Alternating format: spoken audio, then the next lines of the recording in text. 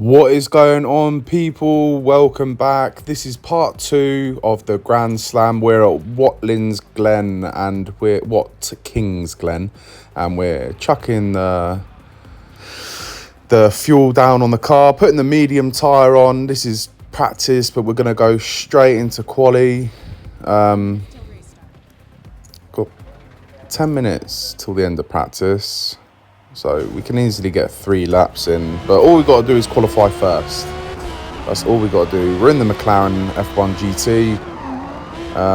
It's a 1:43.4 at the moment, but I'm still really bad with lap times, knowing what's quick and what's not. So yeah, I don't know if that's beatable or not yet. I suppose we'll find out once we do a first clean lap. We get a little bit of slipstream down into turn 1. Keep it nice and on the left side of that curb there. You don't want to lose the rear end of the car. I don't know why I'm getting out of the way of him, because he will be a ghost anyway, and we've made a mistake already. So we're in practice. I thought it was in qualifying. Wow, we get a 10.5 penalty. That's not good. That is not good. And we've made another mistake there. Is it gonna ruin the lap? Is it? Or is it a clean? Yeah, it starts clean. Okay, here we go. We've got a massive penalty hanging over us here though, which is not good at all. But all we've got to do is set a clean lap. That's all we've got to do. And that 1:43... I take it was a good lap, because someone set a 1:47 for this. Into the bus stop section.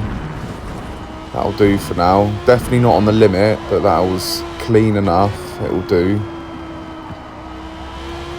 Going around the fast right-hander. Getting nice and close to the exit curb, which is perfect. Slight late brake into here. And then go for the late apex, which we sort of missed. We have to recorrect the car slightly.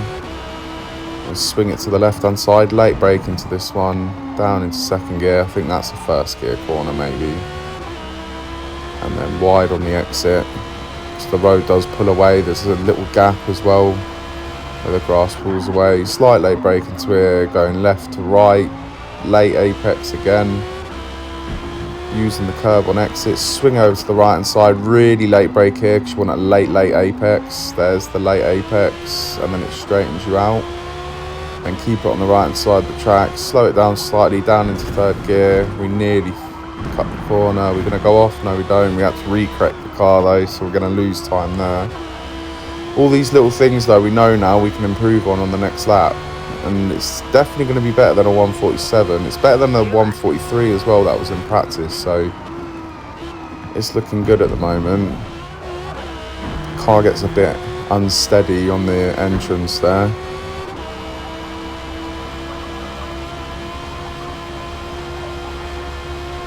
That's nice through there. Let's see if we can push the bus stop section a bit better this time. And look at the lap times now. Just going to keep an eye on the bus stop section here. I think we actually probably took it about the same actually as last time. So someone set a 1:41.6 and we're on a 1:41.1. So I reckon he's definitely got improvement in him. So we need to improve this lap. We're 2 tenths up at the moment. Slight late brake here, take the really late apex. There it is. Using all of the track. And we're down. We lost them 2 tenths into that corner. We're going to keep it in second gear here. Probably could get away with first through there, but we'll keep it in second. And we get the 2 tenths back. We nearly get it to 3 tenths, to be honest. And now that's nicely taken. Losing the rear slightly on the exit. The tyres are still good though, so that'll do as well. We're over half a second up now, so this is good. We need to do this to put pressure on him if he improves as well. That was a nice second to last corner. That's an even better last corner. There's still time to be made here. We're 1.2 seconds up. So we're into the 1:39s, which is perfect. That puts pressure on him now. So he knows it's not going to be a walk in the park. Now we just have to get the best lap time out of them all, but I think the tyres might die during this lap if I'm looking at the state of them right now. What's the delta saying? We're up by 2 tenths, so let's try and get the best bus stop section we've done so far. We're going to push the car now, so we've set a good lap time, set a good enough one hopefully for pole, but now we can try and extend on it by taking risks. Back on the accelerator now, it's going to be tight and it stays on track. We're over half a second up. Late apex here, wait for the car to come back in. We're going to lose the rear on exit though. And we're nearly a second up. Oh, this is looking good now. Down into second gear. Keep it tight, keep it tight. Let the car rotate. Get on the acceleration as soon as possible. We nearly lose the rear end. Definitely will lose a bit of time down this straight now because of that. Slight late brake here. Into second gear. Let the car rotate. Back on the throttle. Using the curb on exit. Late brake here. Going for the late apex. We miss it completely. And what's the delta saying? We've lost loads of time. Loads of time. We need a really good last corner now. We're going to go off track, I think. We're just about to stay on. Last corner. In third gear. Trying to keep it on the track. And we do lose all the time in the end. The tyres just died off towards the end of that lap. But that would have been the lap. That would have been the one that would have cemented pole position, but hey ho, it's not the end of the world. I mean, look how close it was to a second lap time. I think if we had the sticky tyre and the sticky tyre stayed with us, we would have been all right, but hey ho, it's not the end of the world. And there's still 3 minutes to go here. I think I'm going to skip the end of qualifying and practice, and we do get pole. As you can see, the McLaren is sat right at the front of the grid. We'll change the tyres over to the medium, sort the fuel out, ready for the race. It was a 139.9 in the end, and the next guy got a 140 something, as you can see there. But yeah, we'll put this to 4 laps of fuel, medium tyre. That should get us comfortably to the end of the race. Probably more than safe, actually, to be honest, but this is it, starting from the front. So we've done the first, we've qualified first. Now we've got to do is win the race and get the fastest lap. So let's see how we get on. Good start. And if we can stay ahead now as well, it means that we're going to lead every single lap. So that's even better. That's the quadruple. Going into the second corner and into the third corner, we're already building a gap up. Are we quicker in a straight line? We're about on par with the guy behind. Into the first bus stop of the race. And we're still looking good. We're nearly going to go off track there, but we don't. We just about keep it on.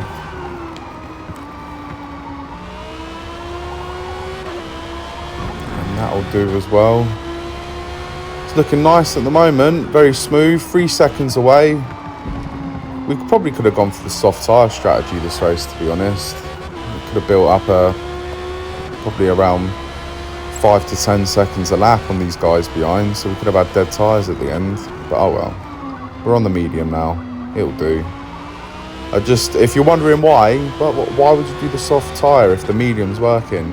It just cements knowing that I would have got the fastest lap of the race, because obviously we would have had the quickest tyre for the first few laps. You could have set the blistering lap time and then no one could beat it. But now, because we're in first place, we obviously can't pit the car because we'll lose our position. But if someone behind pits, chucks on the soft tyre, they've got a chance of setting the fastest lap of the race, which then means we fail the challenge. The challenge is to Grand Slam every track.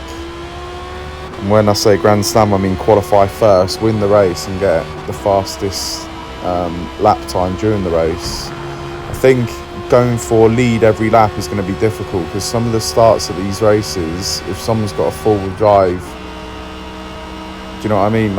And it's tuned up, it might be horrible in a straight line, but on that first pit straight, they're gonna just get ahead, and then it fails the challenge straight away. So that was unrealistic to look at it that way. But we're gonna lead every lap of this race, but it's sort of irrelevant, but it's still a quad. We'll take a quadruple. There you go. We qualified first, led every lap, hopefully get the fastest lap of the race, which it looks like we will at the moment. Yeah, it'll be interesting as well to see if we can beat our quali time on the medium tyre with a bit more fuel in the car, because I think we could have easily improved our quali time, but obviously the tyres died during the end of that session. So now we're actually in the race. It does feel a little bit heavy going into corners, but that's the only time it feels a bit hard to manage. Apart from that, I can definitely feel I'm on the medium tyres, but obviously that's to be expected. But towards the end of this race, the car will get a lot lighter. It should feel a lot quicker. So it was a 1:39.9 we set in quali, and we're doing about a 1:42 at the moment. So yeah, we're quite far away from that, to be honest. We've got 2 more chances to set a lap time nearly or as quick as that. I don't think we will though, to be honest. But you never know. We're 8 seconds ahead of AWR Fluffy B. So I'm not worried about them guys. It is literally just set the fastest lap now. That's all we really have to do. So I don't know what these guys are doing behind. I know we're gapping them quick and easily, lap by lap.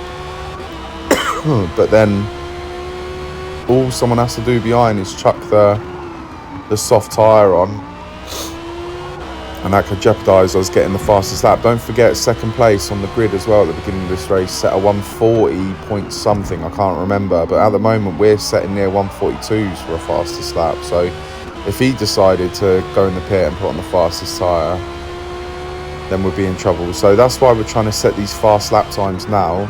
I don't think we'll have enough time at the end of this lap to pit and still be ahead, so we can't risk that. We just got to hope we can set a more 140.5 maybe. That would be nice if we could do that. At the moment we're 1.1 seconds up on that 141.929. So if we can just improve our delta around these final few corners, get it to about 1.5 seconds up. No, we can't. It's going to be 1.1 better. So we're into the 140s. It's around the 140.5, which I sort of wanted. And we're going to go off track for the last lap, so we're going to slow the car down. We don't want to get a penalty. There we go. Eliminates you getting a penalty if you just stop the car after making a mistake. Well, not stop the car, but you know what I mean. Slow it right down so there's no advantage. And we're not going to have a chance to improve our lap time on this last lap because obviously of that mistake. So we're just going to take it nice and easy now for the last lap. These guys aren't going to catch us. The McLaren's done a good job around here though, definitely.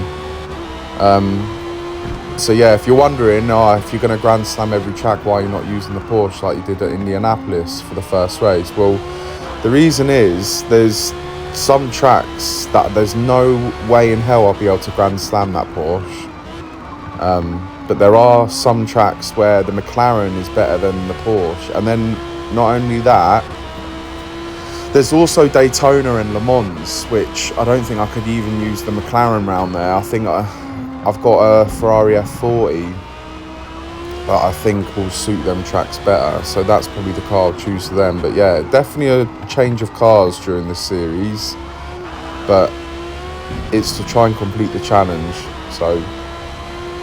And to be honest, I'm looking forward to completing this because I want to get back to starting from the back, because these races up front by yourself can get a bit long-winded. But yeah, coming through the final corner, we're going to go over the line, and all we got to hope now is we've set the fastest lap. That's all we got to hope. So it's a 140.6 that we need no one to complete. AW Fluffy, he did pit, because he was behind us, and then he was setting, and yeah, I think did he pit? No, I don't know. He set a 142.7, so even if he did pit, it didn't work. There was Claus Pololo, who set a 142.3.